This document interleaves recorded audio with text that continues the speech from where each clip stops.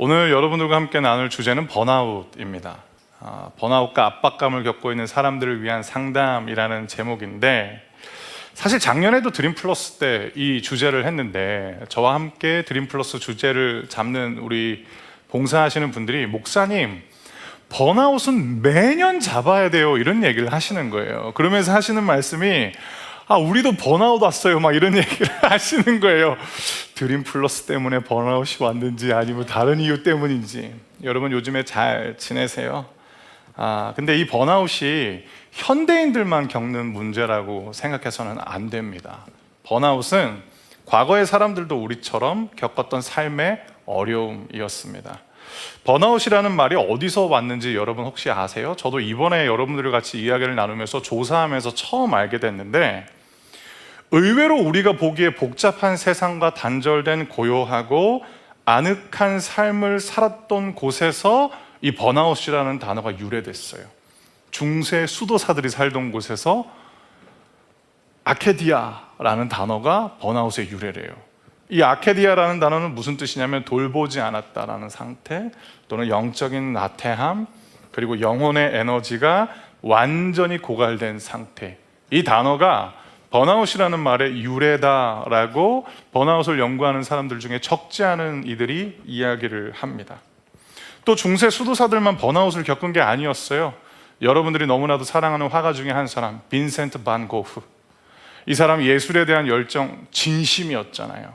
진짜 이 사람은 온 힘을 다해서 미술을 사랑하고 아름다운 작품을 남겼는데, 그의 인생의 수많은 시간들은 탈진의 시간이었다라는 것.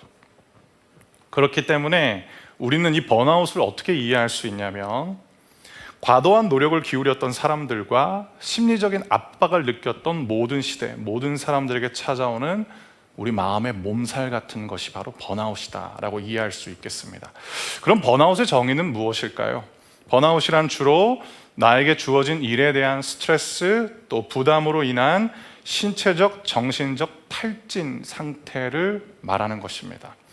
단순히 피곤함을 느끼는 것을 넘어서 자신의 일이라든지 자신에게 주어진 삶에 대해서 냉소적이고 무기력한 내면의 상태가 지속되는 것, 이것이 번아웃 또는 탈진이라고 할 수 있겠습니다.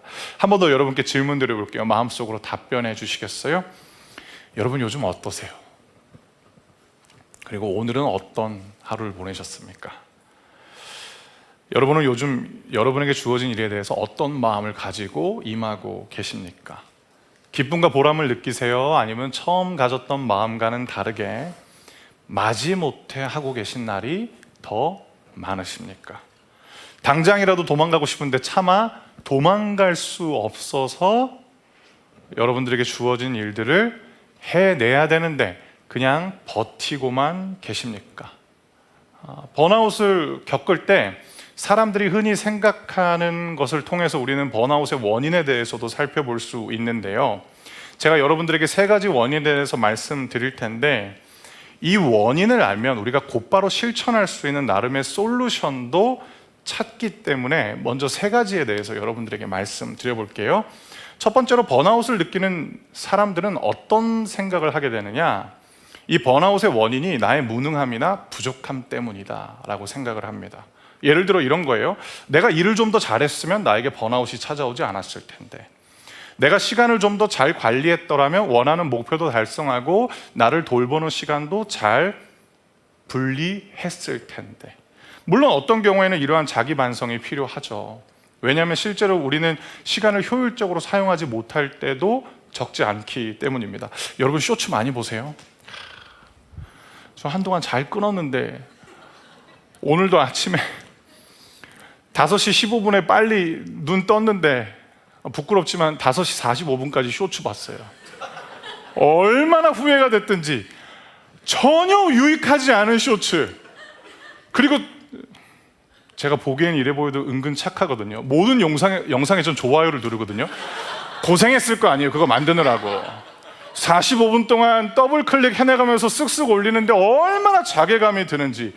그 시간만 줄여도 우리는 약속 시간에 늦을까봐 헐레벌떡하는 거 얼마나 줄일 수 있을까요? 근데 번아웃을 겪을 때마다 자기 반성이 아니라 혹시 자책을 하게 된다면 절대로 번아웃에서 벗어날 수 없습니다. 균형을 상실한 자기 반성은 자책이 될 수밖에 없습니다. 그리고 이러한 자책은 우리를 더 깊은 번아웃으로 끌고 갑니다. 자기 반성과 자책을 구분하는 건 말처럼 쉽지 않습니다. 그러다 보니까 번아웃에 우리가 빠졌을 때 쉽게 벗어나지 못하는 것 같아요. 왜냐? 그때 우리에게 필요한 건 자기 반성인데 우리는 균형을 너무 잘 상실하기 때문에 계속 자책하면서 더 깊이 나 스스로 나를 번아웃을 향해서 끌고 가기 때문입니다. 우리가 자꾸만 번아웃에 빠지는 이유는 어쩌면 우리의 무능함 때문이 아니라 우리 스스로에게 너무 과한 목표를 설정하는 욕심 때문일 수 있다라는 것입니다. 여러분 하루에 여러분 스스로에게 부여하는 목표가 몇 가지이세요? 뭐 적당히 하시나요? 아니면 목표가 이만큼이어가지고 매일 하루를 마칠 때 나는 오늘도 이걸 못했어 라고 후회로 하루하루를 마감하고 계신가요? 적지 않은 분들이 월요병을 앓습니다. 월요병을 앓게 되는 여러 가지 이유가 있겠지만 짧은 주말 동안 평일에 하지 못했던 일들을 하기 때문에 월요일날 완전 탈진된 상태로 아침을 맞이하기 때문이라고 할 수 있겠죠. 그러니까 주말이라든지 휴일에 우리는 재충전을 해야 되는데 평일에 하지 못했던 것들을 주말과 휴일에 몰아서 하고 월요일을 맞다 보니까 우리는 어떤 상태냐? 방전된 상태로 한 주를 시작하는 것은 아닐까. 평일에 만나지 못했던 친구를 주말에 만나야 되고 평일에 하지 못했던 자기 개발이나 또 주말이 휴일이라는 개념은 머릿속에는 알고는 있는데 그래도 몸도 마음도 쉬지를 못하는 거죠. 왜냐? 주말을 이렇게 보낼 수 없다라는 생각 때문입니다. 저도 그렇습니다. 뭐 저에 대해서 별로 안 궁금하실 수도 있겠지만 그래도 설교 원고에 써놨으니까 이야기를 할게요. 저는 월요일에 쉬어요. 하나도 안 궁금하시죠? 근데 저는 월요일 날 어떻게 하루를 시작하냐면 알람 소리에 깬 적은 별로 없는 것 같습니다. 이렇게 보기보다 제가 좀 예민해요. 눈을 딱 뜨자마자 읽고 싶었는데 못 읽었던 책을 읽습니다. 그러니까 주중에는 읽어야만 하는 책을 읽는 것이고 월요일 날은 제가 읽고 싶은 책을 읽어야 되는 거죠. 안 그러면 안 됩니다. 그리고 또 하나는 저는 미식가는 아니고 대식가예요. 저는 에어프라이어에 진짜 치즈 스틱 한번 돌리면 여러분들이 프렌치 프라이 먹는 양만큼 치즈 스틱을 돌리는 사람이에요. 저는 개수를 세지 않습니다. 이렇게 뿌려버려요. 대식가인 거예요. 그리고 새우깡은 웬만하면 노래방 새우깡 사이즈를 먹는, 되게 먹는 걸 좋아해요. 그래서 월요일 날 죽기 살기로 운동합니다. 안 그러면 그래도 이게 운동해서 이렇게 된 거예요. 오전에 한 타임 하고 저녁에 한 타임 하고 오전에 1시간 반, 저녁에 1시간 반. 하루는 되게 막 떼양볕이었는데 오전에 11시쯤에 저희 동네에서 제가 요즘에 취미가 하나 생겼는데 줄넘기 하거든요. 칼로리 소모 장난 아니에요. 제가 90년대 댄스 음악을 되게 좋아하는데 귀에 90년대 댄스 음악을 틀고 줄넘기를 막 하고 있었어요. 한 40분쯤, 그러니까 쉬엄쉬엄 했지만 한 40분쯤 지났을 때 경비 아저씨가 저를 말렸어요. 아저씨, 이 무더운 날 이렇게까지 하면 안 돼요. 근데 이제 한 번 할 때 200개씩 하다 보니까 금방 하잖아요. 4,000개 넘어가면서부터 카운트를 하지 않았거든요. 근데 무슨 일이 있었느냐? 월요일 밤에 전 발목이 부러진 줄 알았어요. 발목을 잡고 떼굴떼굴 굴렀어요. 그러고 월요일을 보내는 거예요. 근데 어제 무슨 일이 있어? 어제가 화요일이었잖아요. 진짜 쓰러지는 줄 알았어요. 출근해가지고. 그래가지고 집에 일찍 들어갔어요. 다크가 진짜 광대를 내려왔었어요. 아내가 무슨 얘기를 하냐면 월요일은 좀 쉬어 이러는 거예요. 그래서 제가 그 얘기를 했어요. 나 열심히 사는 것 같지? 충분히 열심히 사니까 월요일은 좀 쉬어. 그러니까 저한테 화요병이 생기는 거죠. 여러분, 만약에 일주일 내내 내 자신에 대한 불만족이 계속 쌓이면 어떻게 되느냐? 쉬는 날 폭발해 버려요.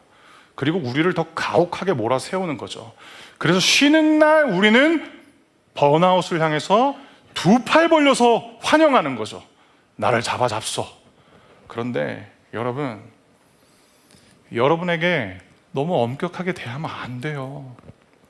그리고 매번 자책하고 계시다면 여러분들한테 어떤 생각의 전환이 필요하시냐? 조금 너그럽게 봐주세요. 조금 더 너그럽게. 자책은 번아웃에 대한 해결책이 절대로 될 수 없다라는 것. 두 번째로, 번아웃을 느낄 때 사람들은 이런 생각을 해요. 일상적인 스트레스와 피로감을 번아웃이라고 혼동할 때가 있어요. 그러니까 예전에는 낯설었는데 번아웃이라는 말이 지금 너무 일상언어로 돼 있잖아요. 그러다 보니까 어떤 사람들은 조금만 피곤해지거나 분주해지면 나 번아웃이 왔다라고 이야기를 하면서 스스로에게 나는 지금 번아웃이야 라고 이야기할 때가 있다라는 것입니다. 여러분도 잘 아시는 것처럼 스트레스를 느끼는 것 자체가 번아웃은 아니잖아요. 아무리 우리가 좋아하고 즐거워하는 일을 해도 스트레스는 찾아오기 마련이에요. 예를 들어서 우리 애들 주말에 게임하다가 스트레스 받아 하는 거예요. 그 좋아하는 게임을 하는데도 스트레스를 받는 거죠. 아무리 우리가 우리들의 직업의 만족도가 높다 할지라도 일은 스트레스를 동반할 수밖에 없다라는 것. 다만 그 스트레스를 극복했을 때 우리에게 성취감이 찾아오는 거죠. 그런데 우리에게 복잡한 생각이 찾아올 때 우리는 어떤 일들을 해야 되냐면 복잡하게 생각하지 말고 그냥 해라는 것을 우리 스스로에게 말할 수 있어야 된다라는 것입니다. 생각이 너무 많으면요, 오히려 혼란스러워질 수 있습니다. 때로는 명확해지기 위해서 단순해져야 될 필요가 있다라는 것입니다. 이 세상에 쉬운 일이 어디 있어요? 뭐가 쉬운 일이 있겠어요? 우리가 해야 하고 우리가 맡겨진 일들 쉽지 않기 때문에 해결해 나가는 것이죠. 주어진 일이라면, 해야 할 일이라면 하기 싫다, 내가 왜 일을 해야 하는가 그만 생각하시고 그냥 해보는 거죠. 일을 하면 피로해지는 것이 당연해지는 거고요. 일이 놀이처럼 느껴질 때가 있지만 일은 절대로 놀이가 될 수는 없죠. 그 순간 우리에게 필요한 시간은 무엇이냐면 왜 나만 이렇게 힘든가라는 것이 아니라 복잡한 생각의 스위치를 끄고 명확해지기 위해서 단순하게 살아가는 생각의 전환이 필요합니다. 세 번째로, 번아웃을 느낄 때 세 번째 부류의 사람들은 무엇이냐면 성과에 집착하다 보니 어느새 중요한 원칙과 가치를 잃어버렸다라고 볼 수 있습니다. 여러분, 성과 중요하죠. 저도 성과를 중요하게 생각하는 사람입니다. 그런데 성과보다 중요한 것이 있죠. 그게 원칙, 가치, 그리고 그 일을 하는 목적이라고 할 수 있겠습니다. 그런데 성과에 집착하는 성과주의에 빠지게 되면 어떻게 되느냐? 우리에게 아이러니가 찾아와요. 성과가 나도 기쁨과 만족은 점점점 줄어들죠. 왜냐? 성과주의는 끊임없는 우상향을 우리에게 추구하게 만들기 때문입니다. 꺾이지 않는 우상향 그래프. 우리의 주식이 그랬으면 좋겠는데. 근데 우리 삶도 그런 건 불가능하죠. 그런 인생이 어디 있겠어요. 그러다 보니까 성과주의를 추구하면 우리는 기쁨은 점점 작아지고 불안과 조급함을 우리도 모르게 점점점 키워가게 된다라는 것입니다. 저희 직종 이야기를 해볼게요. 저는 목사잖아요. 저처럼 목회하는 사람들도 집착하는 성과들이 있어요. 모든 목사님들이 다 그렇다라는 건 아니에요.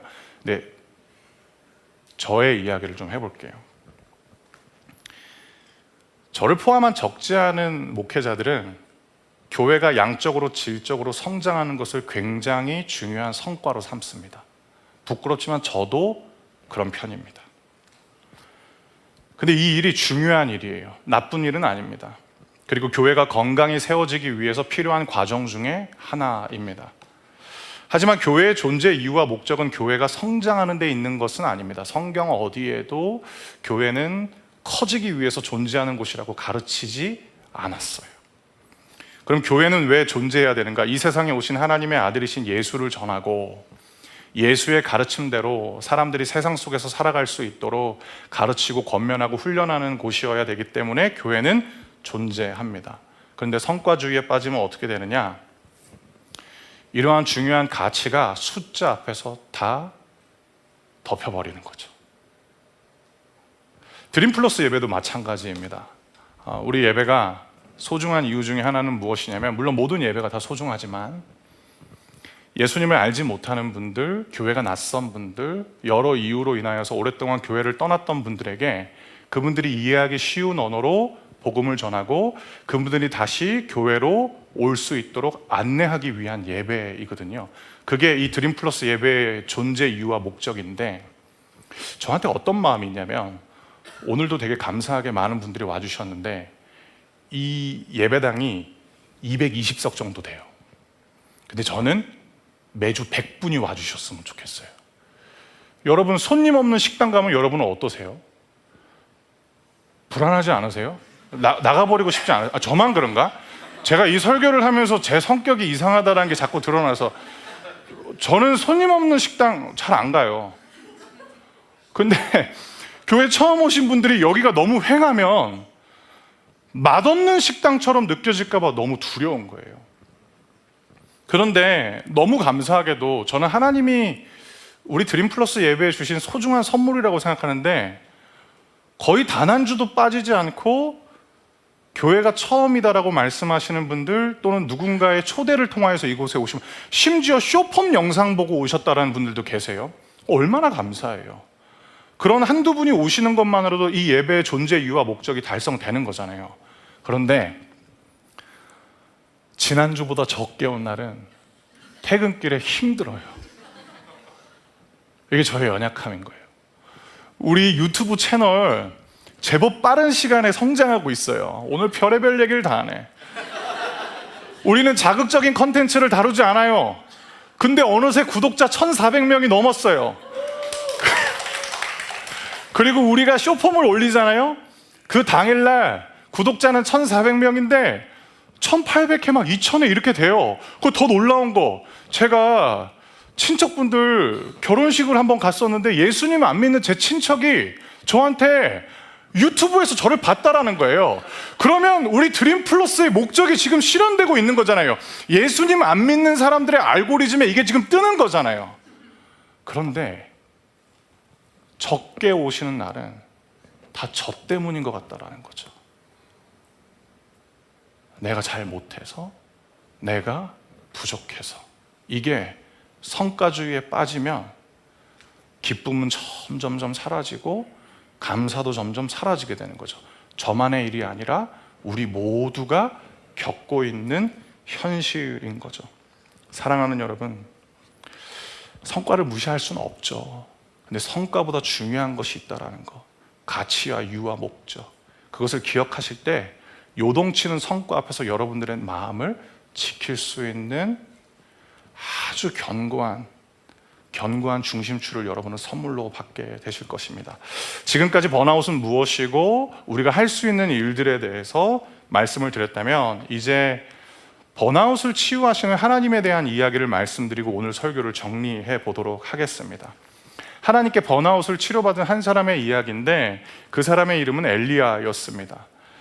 성경에 나오는 사람 중에 가장 많은 기적을 행한 사람, 아주 탁월하고 놀라운 사람이었어요. 그런데 그런 엘리야에게도 번아웃이 찾아왔습니다. 이 장면을 통해서 우리는 번아웃이 개인의 무능함 때문에 찾아오는 것은 아니다라는 것을 또 한 번 확인하죠. 엘리야도 우리처럼 번아웃이 찾아오자 그가 무엇을 하고 싶었냐면 모든 것을 포기하고 멈추고 싶어 합니다.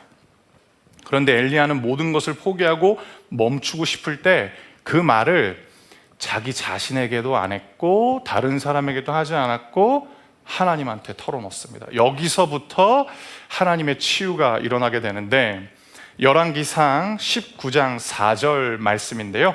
열왕기상 19장 4절 말씀, 여러분도 자막을 통해서 한 목소리로 읽어보실까요? 시작.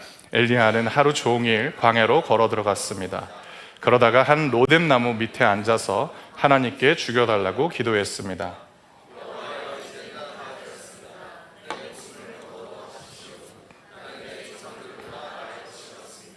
라는 이 말씀, 이게 번아웃에 빠진 엘리야가 하나님께 드린 기도였어요. 그 기도의 내용이 뭐냐? 죽여주십시오. 아무것도 못하겠습니다. 다 끝났습니다. 그런데 하나님은 엘리야가 기도한 대로 들어주지 않으세요. 여러분, 이게 어떤 때는 되게 섭섭할 때도 있겠지만 이게 축복인 거예요. 하나님은 엘리야가 죽여달라고 기도했는데 하나님은 엘리야를 살리세요. 왜 그럴까? 하나님이 기도에 응답하시는 방법이 우리가 구한 대로가 아니라 우리에게 좋은 것을 주시기 때문이다라는 것입니다. 그렇기 때문에 여러분에게 번아웃이 찾아왔을 때 여러분들이 하셔야 될 첫 번째 일은 무엇이냐면 하나님께 번아웃이 왔다고 말씀드리세요. 하나님, 저 못하겠어요. 하나님, 그냥 다 끝내고 싶어요. 하나님, 저 한 발자국도 발걸음을 내디딜 수가 없어요 라고 여러분 자신도 아니고 다른 사람도 아니라 하나님께 한번 말씀드려 보세요. 그러면 하나님은 여러분들에게 어떤 것을 주시느냐? 좋은 것을 주세요. 그 좋은 것이 무엇이냐? 정말로 그 일을 여러분들이 하면 안 되는 일이라면 멈추게 하실 거예요. 그리고 여러분들한테 새로운 일을 주실 거예요. 근데 만약에 그 일이 여러분들이 해야만 하는 일이라면 여러분들에게 할 수 있는 힘을 주실 거예요. 그게 하나님의 기도 응답인 거죠. 가끔씩 저한테 이런 질문을 하시는 분들이 있어요. 목사님, 진짜 아무런 기도나 해도 돼요? 네, 해도 돼요. 성경은 기도의 내용보다 더 무엇을 강조하냐면 기도의 대상에 대해서 강조하는 거죠. 여러분이 하나님께 기도했다면 여러분들에게 응답은 정해져 있어요. 좋은 것. 그렇기 때문에 번아웃이 왔을 때 하나님께 말씀드려 보세요. 두 번째, 번아웃이 왔다면 반드시 쉬셔야 됩니다. 그래야 육체적 또는 신체적 번아웃에서 벗어날 수 있기 때문입니다. 이것이 두 번째 방법인데, 이번에는 열왕기상 19장 5절부터 8절 말씀인데요. 여러분들이 먼저 5절 말씀을 읽어 주시겠어요? 시작.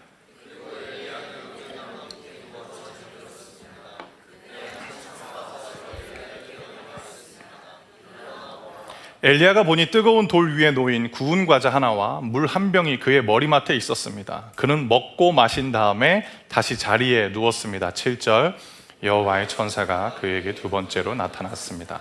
천사가 그를 깨우며 말했습니다. 일어나 먹어라. 아직도 갈 길이 멀다. 그래서 엘리야는 자리에서 일어나 먹고 마셨습니다. 그 음식을 먹고 힘을 얻어 엘리야는 40일 동안 밤낮으로 걸어서 하나님의 산인 신의 산으로 갔습니다. 아멘. 죽여달라고 기도한 다음에 엘리야가 어떤 일을 했느냐? 잤어요. 엘리야에게 필요한 게 죽음이 아니라 잠이었기 때문인 거죠. 잤어요. 그리고 자고 일어난 엘리야에게 하나님은 뭘 했느냐? 야, 일어나! 하지 않으셨고 먹을 걸 주세요. 그리고 또 잤어요.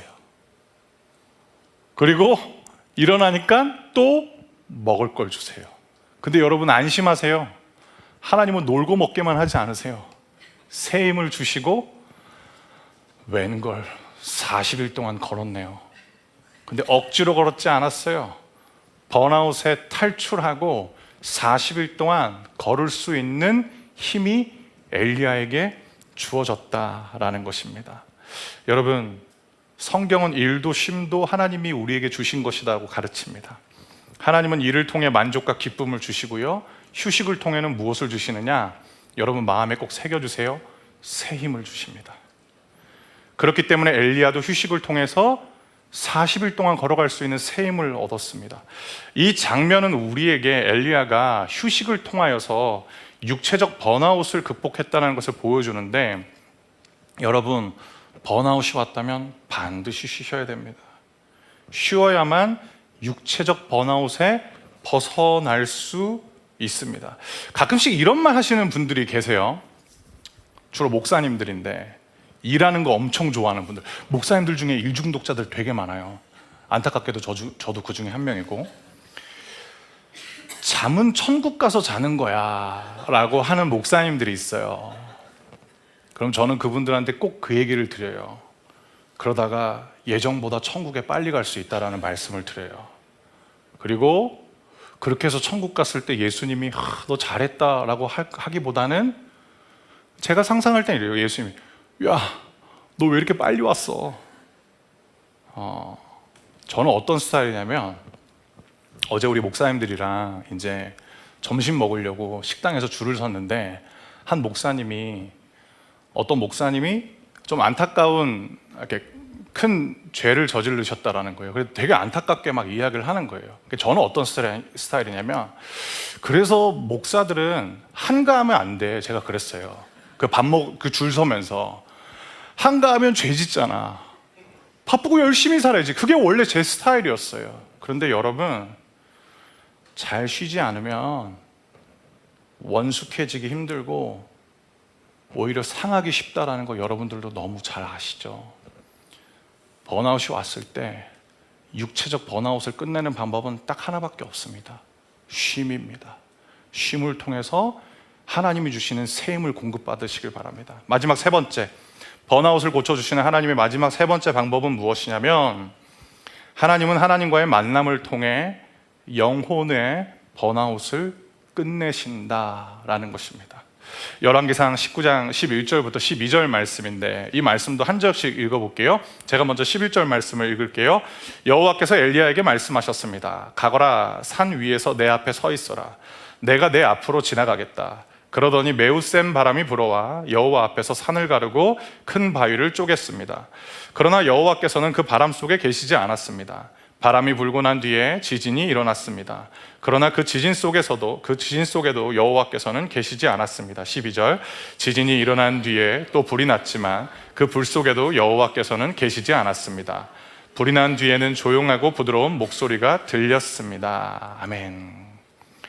산을 가르고 큰 바위를 쪼개는 매우 센 바람, 땅을 뒤흔드는 지진, 모든 것을 삼켜버릴 것 같은 거센 불길, 하나님이 나타나실 때 주로 일어나는 놀라운 기적들입니다. 그리고 엘리야한테는 굉장히 익숙한 장면들인 거죠. 그런데 방금 우리가 읽은 성경에서 그 놀라운 기적들 속에는 하나님은 계시지 않는다라고 우리에게 말합니다. 오히려 하나님은 조용하고 부드러운 목소리로 엘리야에게 말씀하십니다. 왜 그랬을까? 이 조용하고 부드러운 목소리가 들리는 간격은 바로 옆이기 때문에, 번아웃에 빠진 엘리야 바로 옆에 하나님이 계셨기 때문에 이분이 바로 하나님이십니다. 하나님은 그렇게 내가 저 멀리 있지 않았고 네가 죽여달라고 했던 그 순간에도 나 바로 네 옆에 있었어 라고 말씀해 주시면서 그 만남을 통해 그의 영혼의 번아웃을 끝내버리십니다. 목사로 일하면서 적지 않은 분들을 만나고 있습니다. 그러면서 제가 든 생각은 무엇이냐면 사람들은 모두 기적을 바라고 있구나라는 것입니다. 기적이 없다고 말하는 분들도 계세요. 그런데 그분과 대화를 하면 저는 그분이야말로 기적을 간절히 바라고 있구나라는 생각을 자주 하게 됩니다. 내 고민과 문제가 자고 일어났을 때 다 해결되는 기적을 바라고 있고, 나를 힘들게 하는 사람이 어느 날 갑자기 나를 향한 마음에 그 무거운 짐들이 눈 녹듯 사라지길 바라는 사람들도 있고, 하나님이 없다고 말할 수 없을 정도의 놀라운 기적, 그 기적을 간절히 원하는데 그 이유가 이 기적을 경험하면 내가 하나님을 향한 믿음을 가질 수 있다라고 말하는 거죠. 이처럼 사람들은 다 기적을 바랍니다. 그런데 여러분 그거 아세요? 기적이 믿음을 시작하게 못해요. 하나님과의 만남을 경험하지 않으면 하나님을 향한 믿음은 생길 수 없습니다. 하나님은 우리에게 당신을 자랑하고 싶어하는 분이 아니십니다.